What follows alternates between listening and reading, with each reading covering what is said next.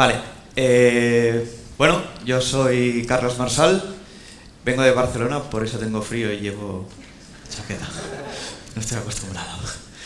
Bueno, en mi caso yo me dedico al diseño gráfico y el arte visual, sobre todo enfocado a nivel de retoque.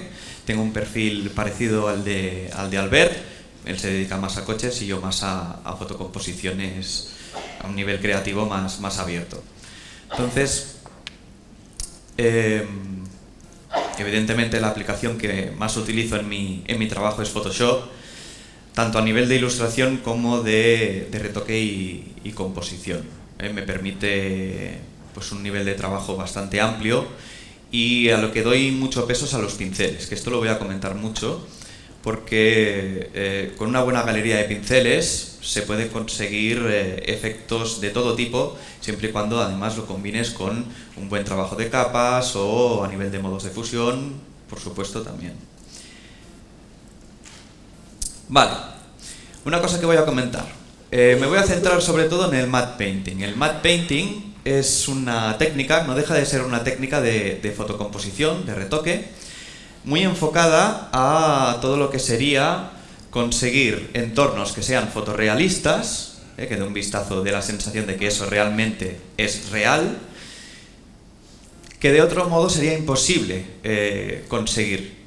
Es decir, esto nació a partir de que en el mundo del cine pues se necesitaban entornos que obedecían a una descripción que era necesaria, eso tenía que ser de esa manera, y si yo lo quería construir, o iba a ser súper costoso, o iba a ser imposible. Por ejemplo, en el caso de Avatar, ¿no?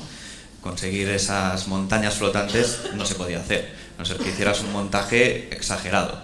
Entonces aparece la figura del matte painter que se encarga de eso, y la aplicación que utiliza obviamente pues va a ser Photoshop. En el matte painting, como el trabajo es a partir de fotografía, es tremendamente importante trabajar desde un boceto, ¿vale? El boceto tiene que ser lo más definitivo posible, ahora lo comentaré. Y a partir de ahí, utilizando fotografías, a combinación de estas y demás, podemos llegar a algo lo más parecido posible a ese boceto, pero ya con material pues que sea real, con unas texturas más creíbles y combinándolas entre sí, pues conseguir algo como esto. O como esto. Por ejemplo, en este caso también se ha incorporado 3D directamente hecho en Photoshop para pues, crear estas rocas. O en este caso, que es una fotocomposición que también incorpora ilustración, en partes como puede ser la flor o el vaso. O esta, sobre todo, tiene una gran carga de fotografía, los cojines son en 3D y las ropas que están colgando es básicamente ilustración con textura superpuesta, ¿vale? Se pueden conseguir cosas bastante interesantes y sobre todo fotorrealistas. ¿De dónde viene el matte painting? Bueno, actualmente se conoce sobre todo a nivel digital. Obviamente, si estamos hablando de que lo trabajamos desde Photoshop, pues va a ser ese el ambiente más conocido para el matte painting. Pero nació a partir de la necesidad de incorporar en superproducciones escenas que, lo que decía, eran imposibles de construir o muy costosas. ¿Cómo funcionaba? Bueno, el matte painter no era más que un artista que dominaba el gouache, dominaba los óleos o el acrílico, y encima de un lienzo que era de cristal pintaba la escena, obviamente de forma fotorrealista.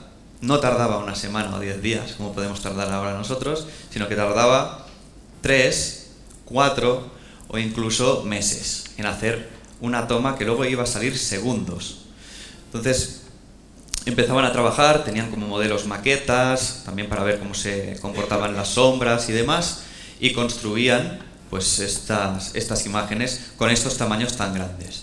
Lo que se hacía es que la cámara quedaba en primer lugar, a continuación quedaba el matte painting con los agujeros de la parte del cristal, y por detrás se filmaba pues la escena en cuestión. Luego lo que también se podía hacer era filmarlo con fondos negros, ¿vale? La escena que me interesa, y luego eso lo superponías a la película, grabando con el matte painting delante. Y conseguías pues esas superposiciones que, por ejemplo, los personajes, ¿no?, que bajan del halcón milenario, en la imagen que tenéis abajo a la izquierda, bajan del halcón milenario y van por el pasillo para entrar en esta ciudad futurista. La idea es esa. Bueno, obviamente el coste mucho menor que construirlo todo. Vale, ¿en qué proceso se basa el matte painting? Porque esto es bueno, bastante potente, pero tiene un proceso bastante complejo. Lo primero, lo que comentaba, muy importante el boceto. A ver, el boceto puede ser de muchas maneras distintas. Puede ser algo muy sencillo, algo hecho en blanco y negro, puede ser un boceto hecho incluso en una servilleta, una idea que tenéis, lo transportáis a Photoshop o a cualquier software que os sea cómodo, y sobre todo es trabajarlo a nivel de conseguir la composición que me interesa. Cuanto más definitiva, mejor. Sobre todo porque luego yo voy a tener que empezar a buscar los materiales necesarios para crear esa composición. Si yo no tengo muy claro cómo va a ser, me voy a perder en el proceso buscando muchas imágenes. Tener en cuenta que dentro de un proyecto de matte painting, lo que es la búsqueda de imágenes puede suponer tranquilamente el 50% del tiempo, o a veces más. Con lo cual, si yo invierto mucho tiempo en el boceto, es una garantía de tiempo que luego no voy a perder buscando el material necesario. No solo eso, a nivel de composición, sino también a nivel de iluminación. También tremendamente importante. Si yo me marco una iluminación muy definida, sabré muy bien si esa montaña me va a interesar o no en función de cómo está iluminada. De hecho, si yo cogiera una montaña que tiene una iluminación más bien frontal y la he marcado como aquí, que sea más bien desde atrás, ya no me sirve, aunque me guste mucho esa foto. Con lo cual es bastante mejor encontrar una buena imagen que no una imagen bonita o que me enamora, ¿vale? Lo que decía, un boceto sencillo, un boceto más complejo, o incluso combinándolo con fotografía. Las nubes no hace falta que las pinte yo. Si tengo claro que una imagen ya me sirve esa composición de cielo, pues adelante con ella y ya está. Lo que comentaba, a la hora de recapitular todo lo que serían las imágenes, elijo estas imágenes por una sencilla cuestión.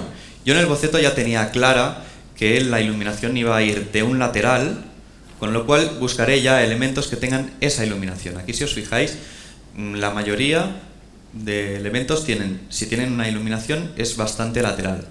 Si va a ser de fondo y luego lo voy a suavizar, no es necesario. O incluso, un material que me va a ir muy bien es aquel material que la iluminación sea muy difusa. Por ejemplo, los fotógrafos sabéis muy bien que cuando las fotografías salen mejor, al menos en espacios abiertos, es cuando hay nubes. ¿Por qué? Porque la luz queda mucho más suavizada, no queda tan dura, y eso te permite jugar mucho más, incluso luego a nivel de postproducción. Pues en esto exactamente lo mismo. Si yo me quedo, por ejemplo, con esta imagen de aquí, es una iluminación que yo luego, si quiero, añadiendo sombras por aquí, me marco un foco de luz aquí, o añadiendo sombras por aquí, lo puedo marcar aquí. Da igual, la imagen me sirve para ambos casos. Perfecta, esta me la quedo. Una imagen más como la que tenéis en el centro arriba, claro, tiene una iluminación lateral muy marcada. Ahí no puedo marcarme una luz que viene desde el primer plano. ¿Por qué? Pues porque todo eso yo ya lo tengo en sombra. Tendría un gran trabajo a la hora de seleccionar esa parte e iluminarla para que se pareciera con el resto. Con lo cual, intentad ya directamente, cuando estamos buscando las imágenes, que esas imágenes pues ya tengan la iluminación final que yo tengo prevista.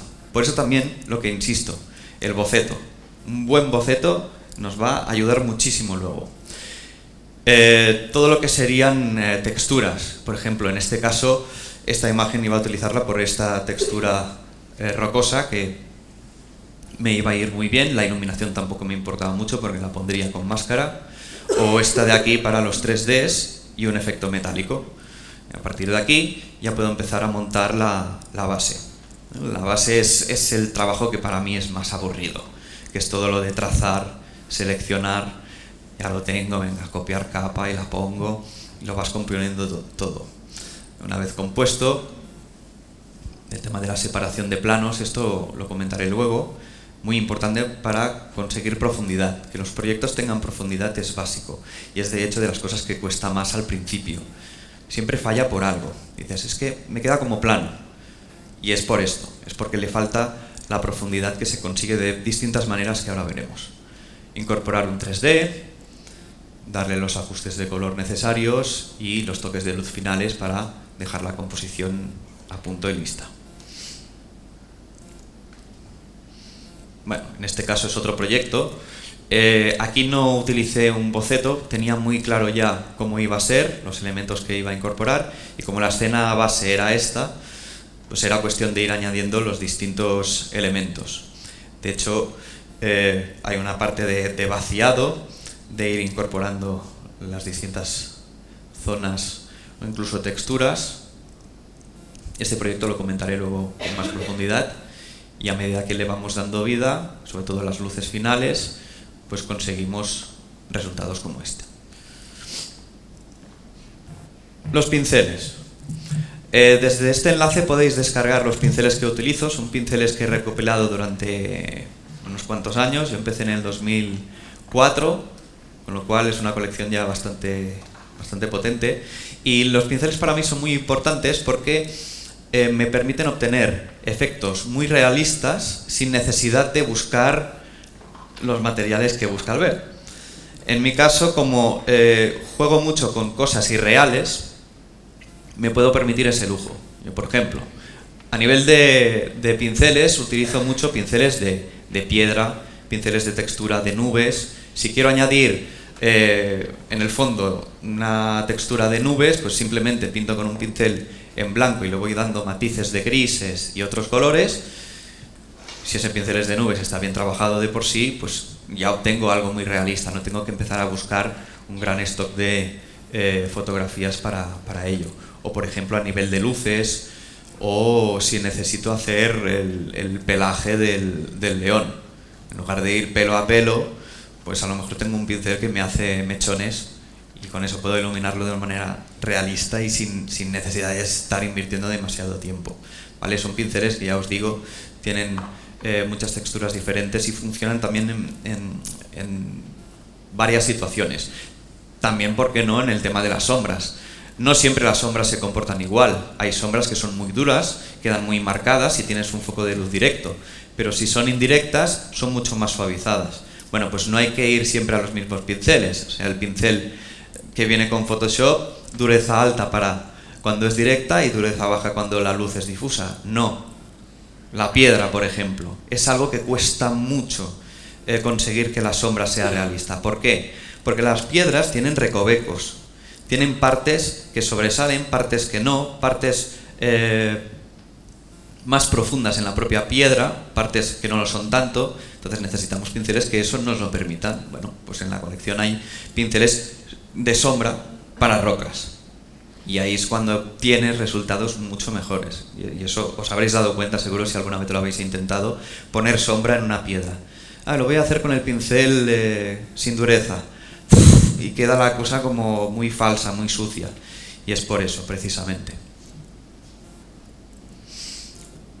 Bueno, este es un curso que he hecho con Doméstica, es de introducción al matte painting, muy sencillito. Si os apetece, pues podéis entrar a mirarlo y curioseáis un poco lo que sería esta técnica, ¿vale? Es un curso que funciona bastante bien. Y luego está el curso completo, que este ya es bastante más potente, más profundidad, y explicó pues todos estos procesos con distintos recursos y creo que os puede interesar, la verdad. De hecho, Rubén Álvarez fue el que hizo este curso. Aquí el organizador también lo ha hecho. O sea que faltáis todos vosotros, ¿vale? Bueno, esta imagen la hice en 1995 con Paint. Con Paint, por si alguien no se lo cree. Y sí, yo la firmaba, ¿eh? Ahí está mi nombre, no se ve muy bien, pero está en pequeñito. Yo firmaba, que quedara claro. Esto es lo que pasa al principio, ¿no? Dices, bueno, yo hago los trabajos, por si me lo roban, pues yo pongo ahí mi nombre, que quede muy claro que esto lo he hecho yo. 20 años después, este es el último trabajo que hice, ya no con Paint, porque hacer esto con Paint, imagínate, con Photoshop. ¿Por qué pongo esto? Pongo esto porque al principio yo me acuerdo que veía lo que hacían otros artistas y pensabas que yo nunca llegaré a hacer algo como esto. Imposible. Tenías ese punto de no diré de depresión, pero sí de decir, es que ¿para qué me voy a meter? Si es que me pongo horas y horas y no llego, es que ni a un tercio de lo que consigue este tío, que además lo dice, que lo hace en una semana o en 3 días. Bueno, pues es una cuestión de irlo trabajando. Y os digo que es así.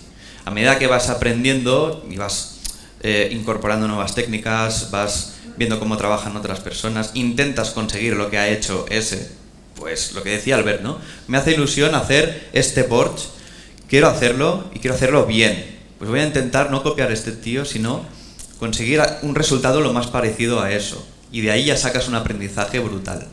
Ahora tenemos muchísimos recursos, tenemos videotutoriales, que eso hay que seleccionarlo mucho, también os lo digo. O sea, cuidado con los vídeos de YouTube que vamos pillando por allí, porque... Bueno... Hay desastres, pero garrafales, que dices... Vale. Pero bueno, seleccionar un poco la formación. Hay muy buena formación online, eso es cierto. ¿Vale? Tenéis un montón de canales que están bien y podéis aprender muchísimo. Y luego incorporar eso, intentar ir sacando vuestro propio estilo que acaba saliendo. Es una cuestión de no agobiarse y ir probando. Unos consejos que me gustaría daros. Michael Levitt fue premio Nobel del 2013 en química, que poco tiene que ver con lo nuestro, pero en su ponencia, dio una ponencia en Barcelona, que me gustó mucho porque marcó estos 4 ítems como una hoja de ruta para, hagas lo que hagas, que te vaya lo mejor posible. Lo primero, que seas apasionado. Yo creo que, ya lo hemos comentado, aquí, al menos en la primera fila porque los conozco, apasionados somos todos de lo que hacemos. Nos gusta mucho, incluso hacemos nuestros proyectos personales y ahí es cuando se nota, que terminas de hacer tu trabajo y te pones a hacer el trabajo personal, que es lo que te llena y en lo que puedes poner realmente todo tu alma. Bueno, no solo eso hay que mantenerlo y hay que persistir. Si nos dedicamos a esto y podemos subir aquí, es porque hemos persistido. Obviamente nos hemos encontrado con problemas, con clientes que no te pagan, clientes que te dicen, esto no está bien, esto hay otro que me lo hace más barato y mejor. Te encuentras con gente que te dice, eso es una mierda. Bueno, hay que leerlo de otra manera. ¿Quién me lo está diciendo esto? ¿Realmente es una mierda o no lo es? Un segundo que le he dado clic. Bueno, hay que persistir. De hecho, los que se quedan por el camino son los que llega un día que dicen, mira, no, me dedico a otra cosa. Mucho cuidado con eso. Además, como profesor también os digo, si hay alguien que sea profesor o que dé formación, hay que cuidar muchísimo a los alumnos, por una sencilla razón. Porque a veces ponen toda la ilusión en esa formación y eres tú el que es responsable de que esa persona decida después de ese curso seguir o no. Y eso es una responsabilidad enorme. Conozco profesores que les han dicho a alumnos o a gente, esto que haces, dedícate a otra cosa porque no sirves. Y esas personas luego están como están, se dedican a lo que se dedican y quedan frustrados. Hay que persistir, aunque te digan que lo que haces no está bien, si tú te da la sensación que eso es lo tuyo y te ilusiona, adelante con ello. Y os invito a eso porque yo es lo que he hecho siempre, por mucho que me han dicho, y he llorado lo suyo también, os lo digo de verdad. Hay que persistir y así al final puedes trabajar realmente de lo que te gusta. Ser original. A ver, tenemos a nuestro alcance un montón de recursos para inspirarnos, pero inspirarnos no es copiar. O sea, yo me puedo inspirar con una obra que vea de Mario y digo, ostras, qué chulo que es esto, me gusta este aspecto de cómo ha tratado la imagen. Voy a ver si lo puedo incorporar de alguna manera a mi trabajo porque es que esto me inspira. Pero eso es una cosa, otra cosa es copiar. Y hay mucha copia. También está bien lo de copiar para entender una técnica y perfeccionar esa técnica. Pero yo eso luego no lo voy a ir promocionando por ahí como que lo he hecho yo, sino lo utilizo para yo aprender. Entonces, el tema de ser original es buscar un concepto. Yo, por ejemplo, en mis proyectos siempre busco que no solo sean bonitos y que visualmente a la gente les atraiga, sino que expliquen algo, que tengan un hilo conductor. Que de hecho esa persona está viendo esa imagen y a lo mejor la ve al cabo de 3 días y descubre algo nuevo. Que tenga un discurso. Eso refuerza mucho. Ayuda mucho también a que esa imagen funcione por sí sola. ¿Vale? Si yo pongo un elemento, a ver, ¿por qué está ese elemento allí? No porque queda bien, no. ¿Qué función cumple ahí? Si pongo, en la imagen que habéis visto antes, pongo un árbol. Bueno, ¿por qué pongo ese árbol? Si pongo ese árbol, ¿por qué solo allí y no hay otro en otro lado? Si ese ecosistema debería tener más árboles, menos. Es un poco darle la vuelta. Y a partir de ahí te creas un poco la manera en que trabajas tú, el estilo que tienes. Y por último, ser amable y bueno. Esto de ser amable y bueno me hizo mucha gracia porque, bueno, nos parece que es como lógico, ¿no? Pero no lo es tanto. Yo os digo, a mí me ha abierto más puertas ir con una sonrisa, humildemente, y dando las gracias a todo el mundo, que diciendo, mira qué bueno que soy, mira lo que tengo en mi página web, oye, gracias, ya tengo 300.000 followers, chicos, ¿sabéis qué os digo? Que nunca llegaréis a lo que yo he conseguido, porque sois todos unos mierdins. No, obviamente no. O sea, de verdad os digo, si os dan una oportunidad, pues pillarla y os pasará pues lo que le pasó a Rubén, un chico que había empezado hacía un año, humildemente se presenta en un concurso y es que ni él mismo se lo cree y se lo merece totalmente, pero él no cree que se lo merezca. Bueno, pues yo le auguro un futuro muy potente porque aparte de un nivel técnico enorme, tiene ese ingrediente que para mí es imprescindible. Vale, pues ahora, si os parece, os voy a mostrar algunos apartados interesantes de estas imágenes que os he traído. Sí, no se va a leer mucho por aquí, pero bueno, os lo iré explicando, con lo cual no habrá pérdida. Vale. Esta imagen, por ejemplo, es una composición en la que intervienen muchísimos elementos. La iluminación es muy evidente, es una iluminación lateral que viene por la izquierda y es más bien cálida. Entonces, antes de nada, a nivel compositivo, tenéis muchas opciones. Una de las opciones es la regla de tercios. Como fotógrafos, los fotógrafos sabéis perfectamente cómo componer vuestras imágenes, supongo. Y como retocadores, pues imagino que también. Si no, estudiarlo, porque es básico, imprescindible. Entonces, esta regla es la regla de oro, que funciona muy bien para cualquier tipo de composición. No es la única regla, hay un montón de reglas, pero hay cosas básicas que nos ayudan a componer. Esta, por ejemplo, es una composición que lo que consigue es, de una manera rápida y fácil, sin necesidad de que yo os lo marque, toda la atención se va a este punto. Y ese punto es concretamente el ojo del búho más grande. Esa composición es evidente y es clara. Hagas lo que hagas, te vas directo allí. Se van ahí los ojos, seguro. Entonces, a partir de ahí ya se empieza a crear un discurso. ¿Qué discurso? ¿Hacia dónde mira ese ojo? Y se crea un juego de miradas que van desde los distintos búhos que están mirando a este personaje pequeñito de aquí. De hecho, esta escena, al ver esto, me doy cuenta de que es un parlamento. De hecho, se trata como de un juicio. Además, con la chica esta que tenemos aquí abajo, si nos fijamos, nos damos cuenta de que tiene la mano extendida. La mano extendida a nivel descriptivo implica muchas cosas. Es un ofrecimiento o bien pedir algo. En este caso es una chica que está explicando algo. Es probablemente que al ser un juicio y tener un elemento tan grande como este, además el búho siempre ha estado relacionado con todo lo que sería la sabiduría, se ha relacionado siempre con ese concepto. Nos da la sensación de ese juicio, ¿no? De ese parlamento. A partir de ahí, la lectura que se crea. Con esa diagonal yo marco ya los elementos que son importantes en esta composición. Son todos los que tenemos aquí. El resto no nos importan demasiado porque ya hemos creado una línea descriptiva.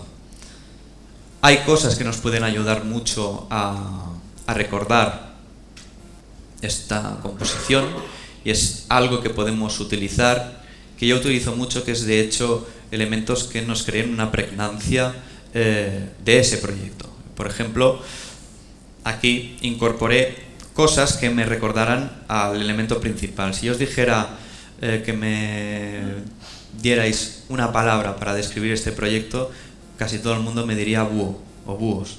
Es lo que se te queda, porque se te va ahí la atención. Pues si incorporo ese concepto con elementos que yo me vaya encontrando en esa composición, mejor. Por ejemplo, el mapa mundi que hay detrás no dejan de ser dos ojos de un búho que te está mirando de frente. O la pluma que tenemos aquí no deja de ser el ojo también de un búho. O esta mariposa, que es la mariposa búho, que tiene los ojos, y de hecho esta mariposa se defiende de sus depredadores gracias a eso. Los depredadores ven esos dos ojos, saben que el búho es un animal que se defiende, que es agresivo y no van a ir a por esa mariposa. Y en este caso también, ¿por qué no? Un sello, ya que estamos, que sea un búho. ¿Vale? ¿Qué más cosas podemos aprender con esta composición? Bueno, hay un elemento muy importante que os comentaba, que es el de la profundidad. ¿Cómo consigo yo profundidad en una composición como esta? Veremos luego otras maneras, pero una que os quiero comentar es la siguiente. Nosotros vemos en color. Al ver en color, veréis siempre que podéis diferenciar distintos elementos gracias a ese factor, simplemente el factor del color. Todos aquí vemos, supongo, si no, que deje de tomar esa sustancia, azul y un marrón clarito, ¿no? ¿Sí? Ocre, vale, muy bien. Y azul Klein 220. Venga, vemos esos dos colores porque tenemos la capacidad de poder distinguir los distintos tonos. Pero si yo os pongo una capa de intensidad sin saturación, ahí vemos lo mismo, en blanco y negro. Ahora imaginaros que yo he hecho esta imagen y me interesa pasarla a blanco y negro para enmarcarla o lo que sea, o para poner en una exposición. No voy a distinguir esos dos elementos. Por eso va muy bien, cuando estéis trabajando en cualquier proyecto, que a medida que vais trabajándolo, o que ya queréis ver si realmente se separan bien los elementos, poneros una capa que os deje toda la imagen en blanco y negro, temporalmente, y revisarla. Mirad si, a ver, se separa todo bien, sí, vale, la taza de la regadera que hay detrás, la chica del libro, vale, está todo bien separado, perfecto. Si viéramos algún elemento que se nos junta, ahí podemos poner una capa por detrás y yo qué sé, añadirle un poco de tono, un poco de brillo, lo que sea necesario para separarlo. Esto nos ayudará mucho, incluso cuando lo estamos viendo en color. Con lo cual, tomarlo como un recurso realmente potente para este tipo de cosas. Vale, ¿qué más? El proceso de creación del búho grande. Bueno, ya me pasarás el contacto del alquiler de animales. Como no lo conocía, pues te buscas imágenes de archivo. En este caso, buscaba un búho que estuviera de espaldas, pero los búhos que tienen esa habilidad de retorcer la cabeza, pues iba a quedar realista, no habría problema. Quería el búho águila, que es este búho que tiene como unas orejitas, pero el cuerpo no me terminaba de gustar, no me parecía para nada atractivo. Bueno, este me parecía ideal, fue el que me quedé y lo mezclé con este para conseguir este resultado. Una vez más, para conseguir eso, era imprescindible un pincel que me funcionara, y es simplemente un pincel de plumas, que a medida que le vas dando un giro, le da la forma con las plumas en esa dirección. Así de simple, no me tengo por qué complicar más. El caso de la chica es un poquito más complejo, es una chica con mochila y zapatillas deportivas, y era cuestión de ir incorporando los distintos elementos, pues para las botas, todo lo que serían hojas de otoño, y le puse un alfiler como bastón, la mano, en este caso una fotografía aparte, unas hojas muy concretas para hacer todo lo que sería la capa.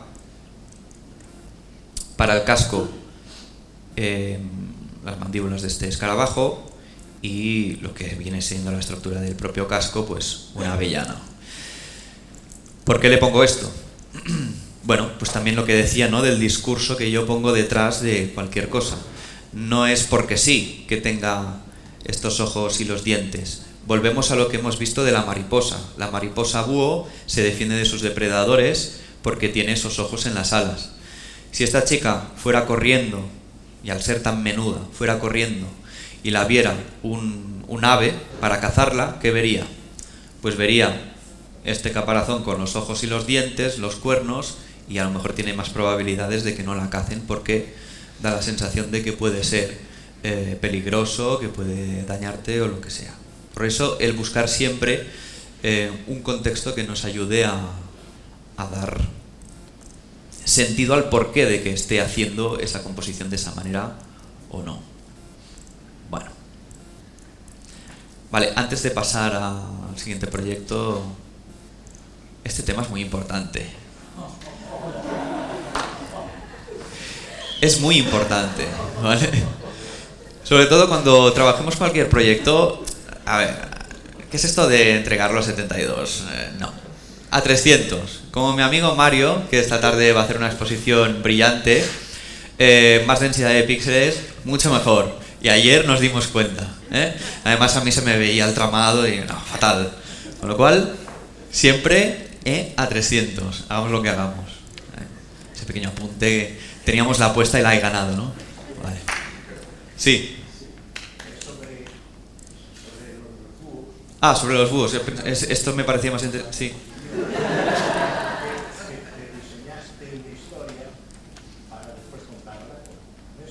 Sí. Cada parte tiene su porqué. Exacto. Pero aparte de eso, nos hablabas de, yo le llamo perspectivas, pero son, hay las lineales, este dibujo, pero hay a su vez, o sea, funcionan también en las funciones, la perspectiva del color. O sea, la máxima es que lo dejan pegar a la luz.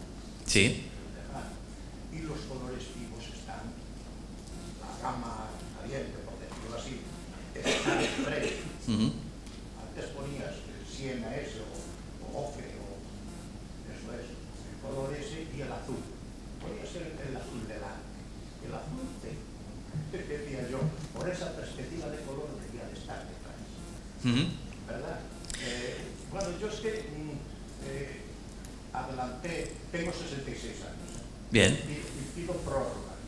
Pido prórroga para, o por lo menos, que me trasplanten eso que se empiezan a hacer los chinos, un cerebro nuevo.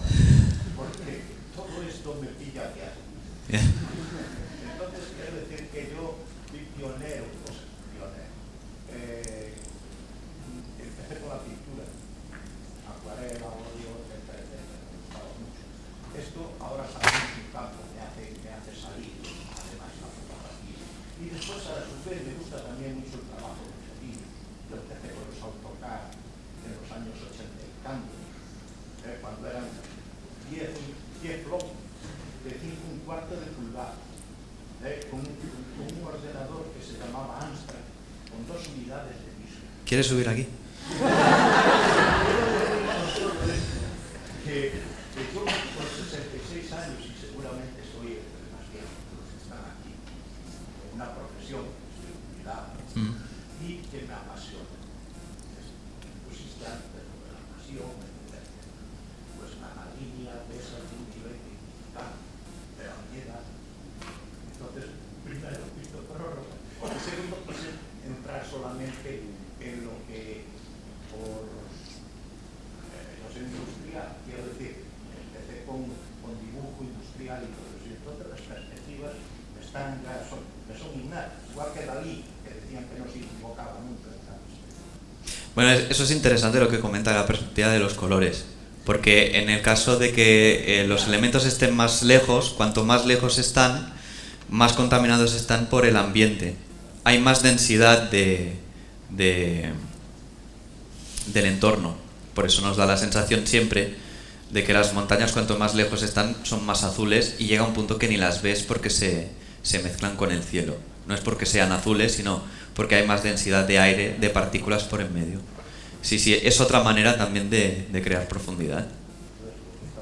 Muy bien. Tú hacías ahí unas líneas sí. de los ojos de Q al que tiene desfasados un poco los cuernos. Sí. Al dibujo pequeño, ¿no? Hay una perspectiva, con un punto de fuga presente en el que tiene las alas y otros. Eso lo comentaré en uno de los proyectos que veremos a continuación, que quedará más claro aún.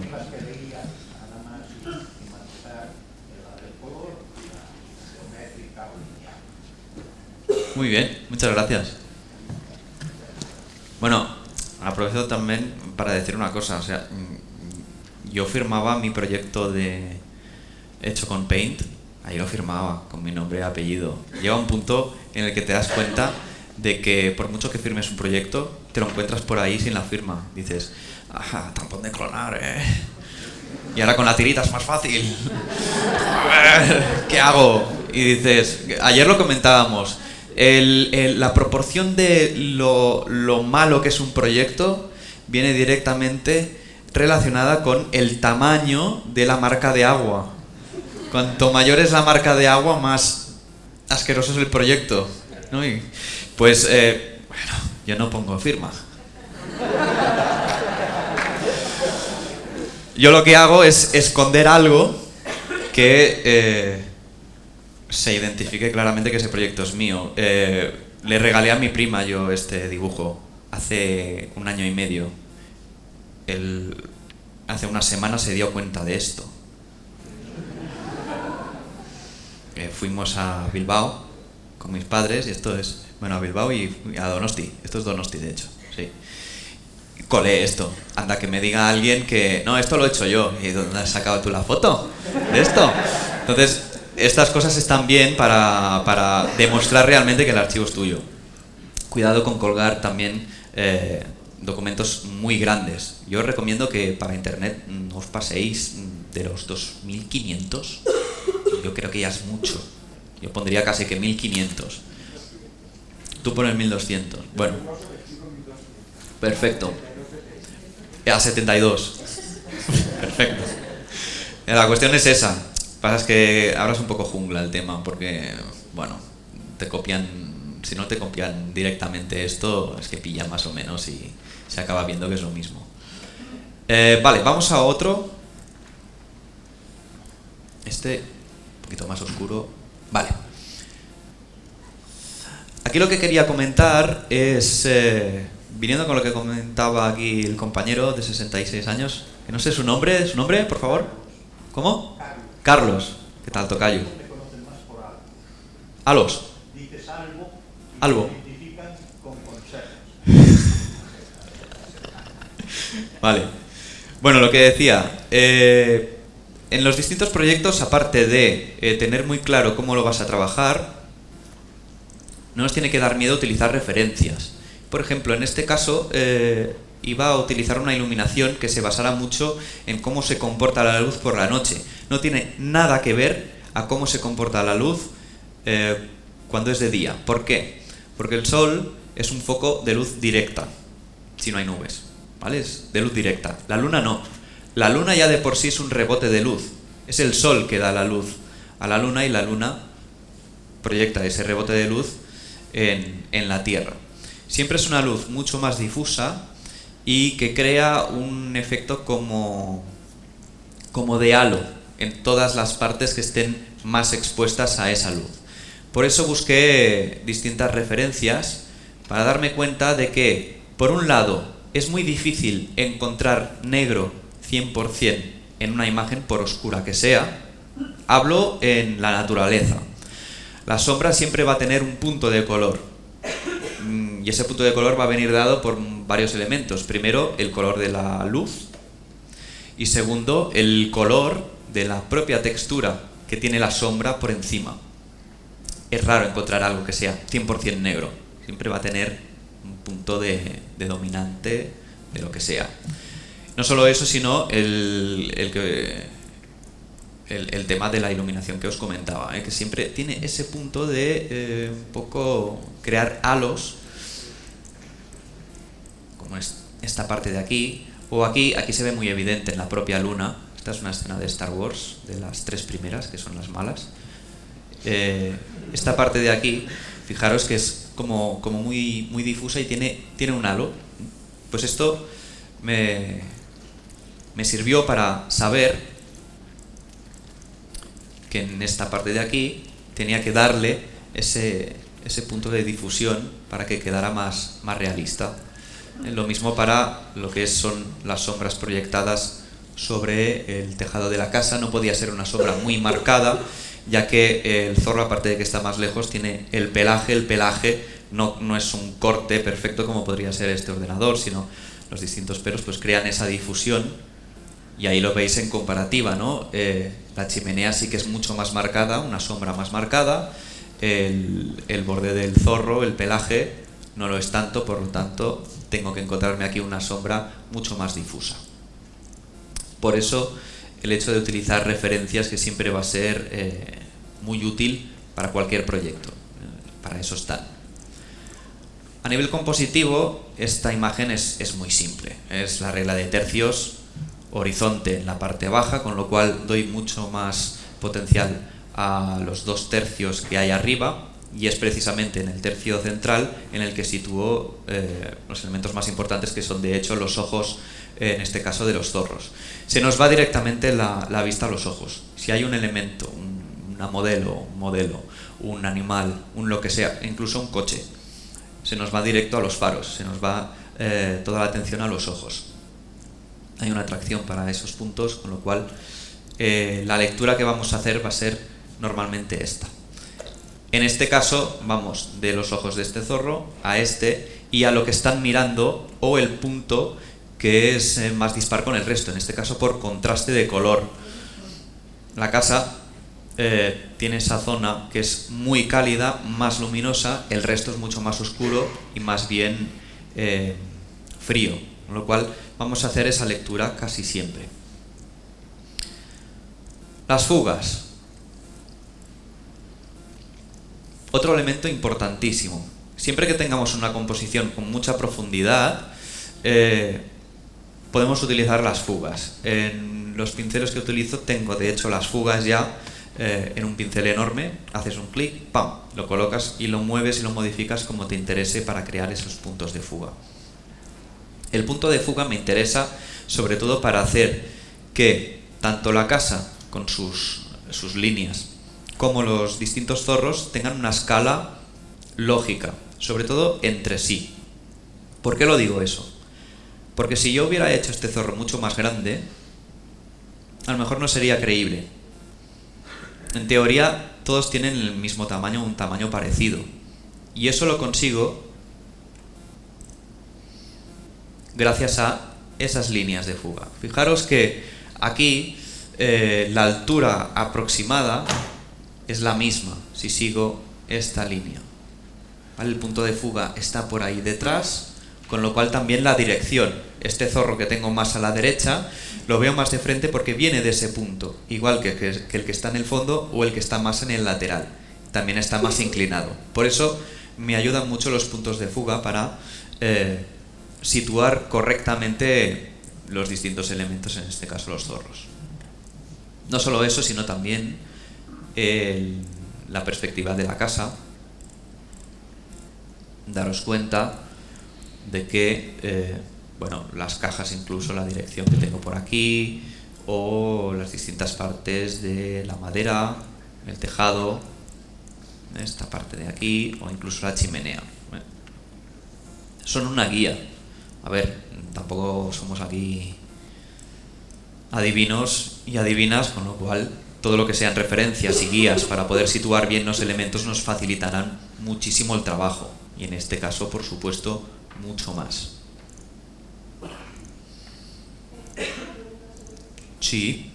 Sobre esto de que nos estás contando las posibilidades, la realidad que va a los ojos, la función, eso es así desde una perspectiva un poco más profesional, en el sentido de que tú ya a lo largo del tiempo una visión más objetiva, ¿no? Pero así en un principio, ¿cómo lo hacías, ¿no? Desde un punto de vista técnico, en el sentido de que ponías escritos, estudiando perspectivas y tal, o dabas esa imagen a otra persona que de una manera limpia podía ver que algo funcionaba. Sí, es que interviene un poco todo. Piensa que es algo que se da de manera muy natural. Tanto alguien que esté formado en composición como alguien que no, normalmente se cumple lo mismo.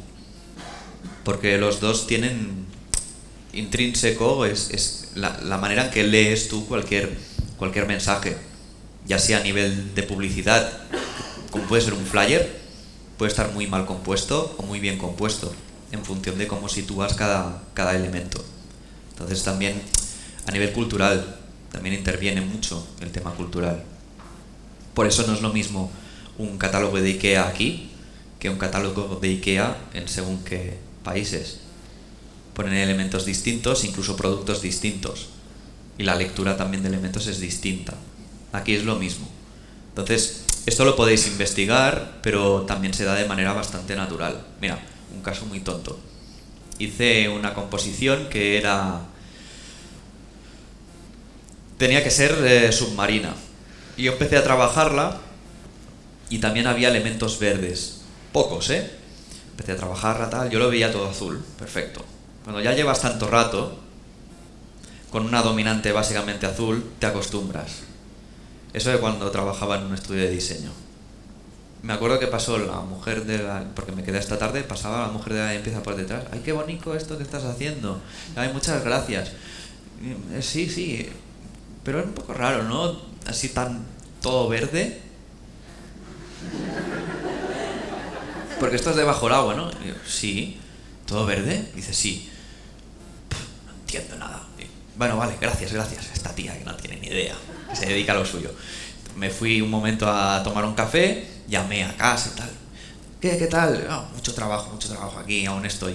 Ah, ¿y qué estás haciendo? Eso de debajo del agua. Y no te digo lo que me ha dicho la de la limpieza, que está todo verde.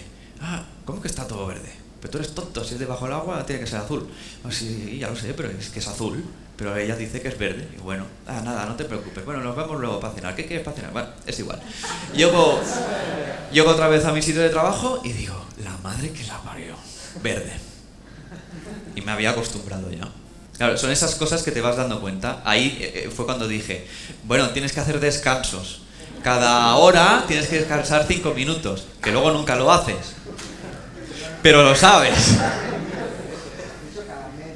Cada media hora hay que descansar, ¿cuánto? Otra media hora. Y eso es lo que no decimos los freelance. Que decimos, estamos 12 horas trabajando. Ostras, pobre, no, son 6. Pero bueno, es igual. De ahí un poco. O sea, al final te vas dando cuenta de que son cosas que las incorporas y las vas aprendiendo con el tiempo. Y esta es una de ellas. El proceso de la casa no deja de ser una mezcla de también varias fotografías. Normalmente yo no voy a hacer las fotos.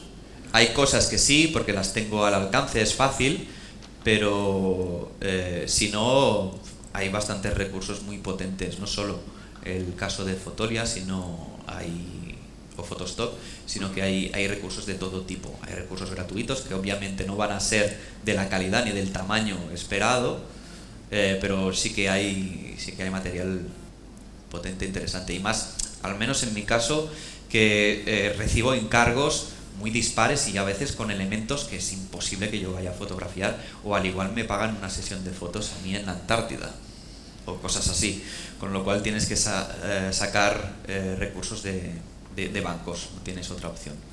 Lo malo es eso, que a veces cuesta mucho encontrar realmente lo que necesitas y tienes que inventarte mil cosas, y a veces lo sacas de otros elementos que ni te imaginabas que podían funcionar, que es el caso que os explicaré a continuación. A ver, cierro esto también para no cargar. Vale, este.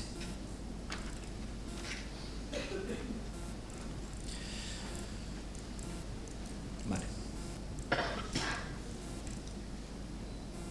Volvemos con las fugas. Aquí es muy interesante tenerlo en cuenta. ¿Por qué? Porque las fugas ya nos vienen bastante definidas. Esta escena nos está diciendo dónde está la fuga. No hay más. No me la invento yo. En la anterior sí que me la podía inventar yo y añadir los elementos en función de esas fugas. Aquí no. Aquí las líneas de cómo está estructurada la escena ya me dicen cómo tienen que ser esas fugas. Con lo cual estaba clarísimo, si quería hacer que el león entrara en esta capilla, tenía que darle este punto un poco lateral. Estas fugas crean una dinámica en este proyecto, ¿vale? Y lo puedo apoyar o lo puedo romper. Si lo apoyo, se va a aposentar mejor esta imagen, me va a ser más fácil de leer. Si no lo apoyo, es cuando empiezas a ver cosas que te fallan o te crea una tensión visual que te puede molestar. Personalmente, en esta composición, busqué que también el punto de fuga estuviera en uno de los puntos en que hay más tensión visual, que es muy cercano aquí, esta parte.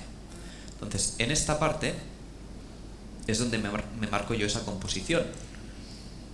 Y hay elementos que me pueden ayudar. Si os dais cuenta, la vara que lleva la chica sigue perfectamente la línea de fuga. Si lo hubiera hecho con otra inclinación o lo que fuera, crearía más tensión. Yo quería algo más suave, una escena más fría, que no hubiera demasiada tensión, sino que fuera muy amable visualmente. En este caso también lo puedo hacer mediante este flare que hay aquí de luz, que también está añadido, que hace la marca del horizonte. Si tenemos en una imagen un horizonte, también crea más calma visual. Todo lo que sean referencias en que tengas clara cómo es la perspectiva de la imagen, nos ayudan a hacer imágenes que visualmente son más calmadas. Y en este caso, pues simplemente con esos dos apoyos ya lo conseguía. La lectura en este caso, entonces, es un poco esta. Aun y teniendo marcado un punto de fuga en un lateral, se crea una composición de lectura bastante simétrica. Y es que se nos va la vista a los puntos siempre que son de fuga y a los puntos más luminosos, y lo que decía antes, a los ojos.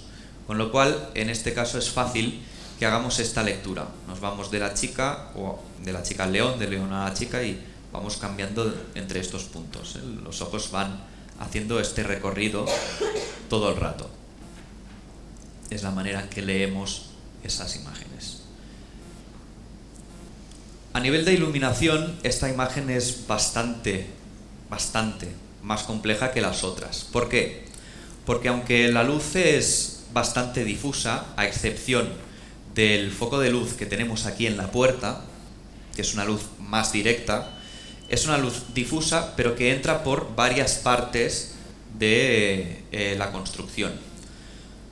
Tenemos como foco de luz por detrás esta parte, que me va a influir en la chica. Aquí, por ejemplo, todo esto de aquí está añadido. Si me voy a dejar que quite esto, a ver.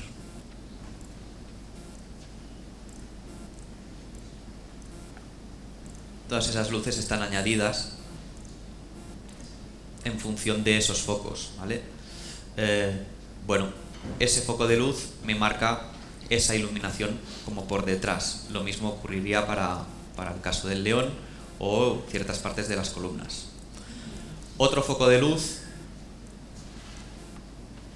sería el que entra por aquí, que es el que de hecho me está manchando parte del pelaje por la parte de arriba del león, la chica también, la capilla y un poco toda esta zona.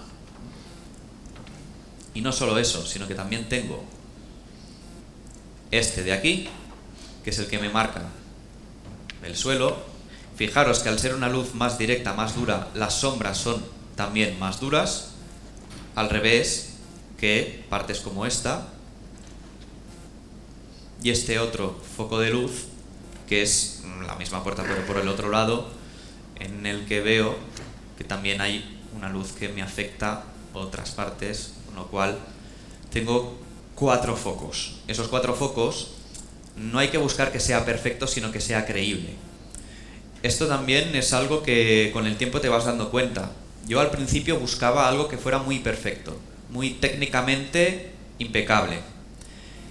Al final te vas dando cuenta de que eso no es en absoluto necesario. Nosotros hacemos una lectura general. Si te lo crees, ya está. Si hay algo que falla, el ojo te lo chiva rápido. Y no hace falta que sepas de eso.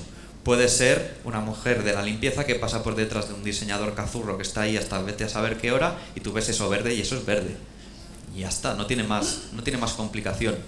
Con lo cual, te vas dando cuenta de eso. Yo esto lo aprendí también mucho a través de un ilustrador que me di cuenta de que detallaba mucho las caras. Era un ilustrador que lo que es la cara del personaje era un detalle excepcional, muy bien hecho. Pero mirabas el pelo, mirabas el ropaje, mirabas el fondo y a lo mejor lo había hecho en 5 minutos. Y la cara era perfecta, hecha a lo mejor en 5 horas. Pero tardabas en darte cuenta de eso. Él sabía muy bien que los ojos se te iban a la cara del personaje. Ahí tienes que poner el detalle. Eso es lo que realmente lees. El resto no es tan importante, el resto acompaña. Aquí es lo mismo, a no ser que te vayas muy al detalle. Es cuestión de que sea creíble lo que realmente es importante. Elementos importantes como puede ser, pues lo que decía, la iluminación, que las sombras no sean difusas donde tienen que ser duras, como esta parte. Si luego has añadido un poquito más de luz o un poquito menos, no pasa nada. Como en el caso de Albert cuando hablaba de claro oscuro, no tiene que ser real. Quieres ver el volumen y eso es lo que te crees. Pues aquí es un poco lo mismo. Bueno, antes os he dicho que hay pinceles de mechones.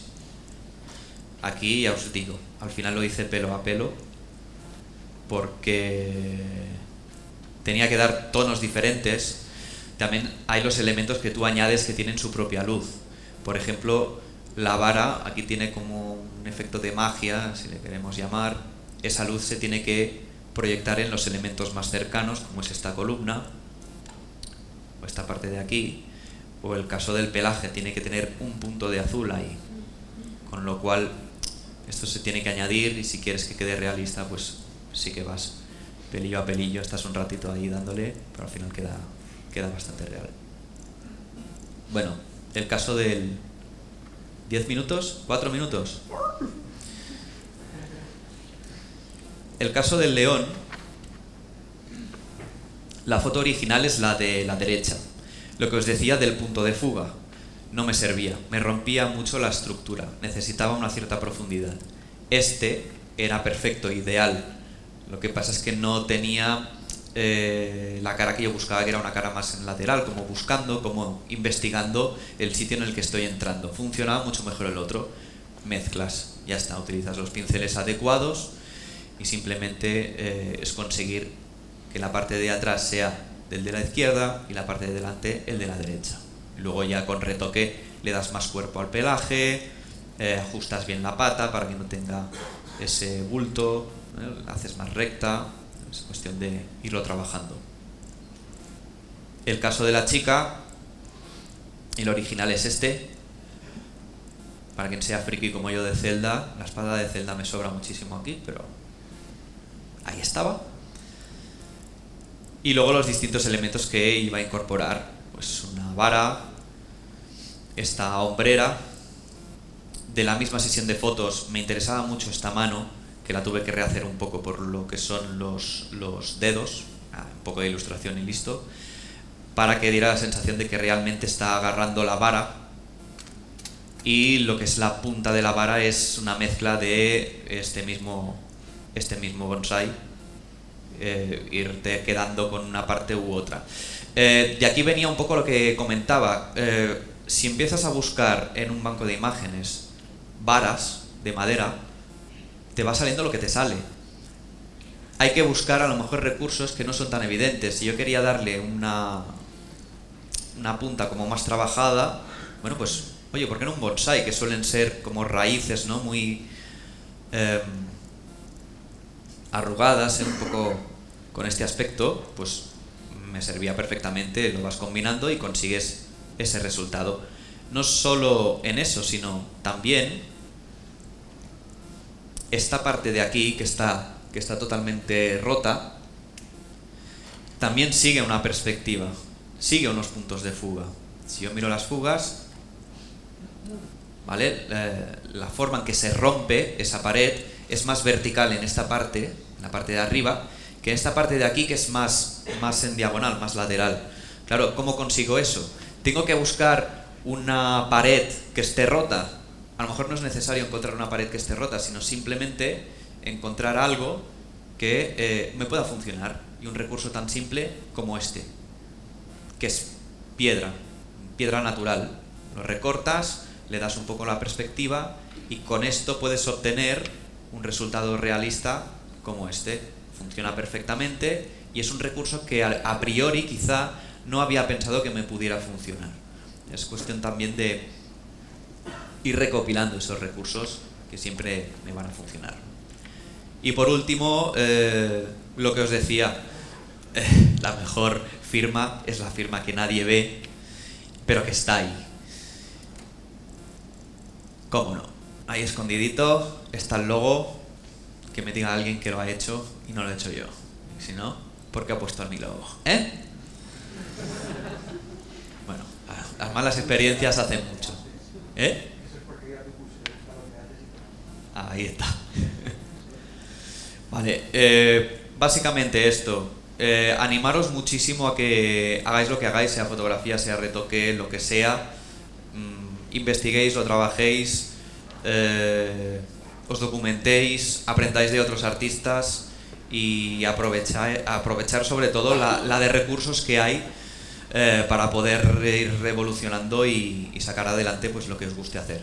Y por supuesto, como hemos dicho con el resto, estaremos por aquí. Si alguien tiene alguna pregunta, alguna cosa más personal que quiera comentar, os acercáis, nos invitáis a tomar un albariño y, oye, hablamos de lo que haga falta.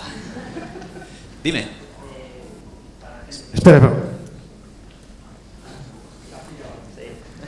Para gente que igual quiere empezar en el matte painting, sí, igual se pregunta si es necesario que sepa pintar, como hiciste en el speed art de las montañas, estaba pintado. No sé si igual alguien se lo pregunta. No hace falta saber dibujar, para nada. Pero ayuda. Porque un boceto puede ser algo tan simple como tú que tengas claro cómo es la composición. Es más, hay gente que el boceto lo hace a partir de 4 fotos, mal colocadas, mal recortadas, 4 líneas y ya lo tienen. El material base es fotográfico, siempre.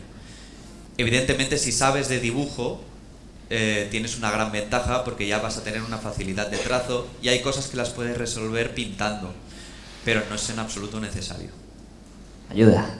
Ayuda, eso seguro. ¿Alguna pregunta más? ¿No? Bueno, pues muchísimas gracias.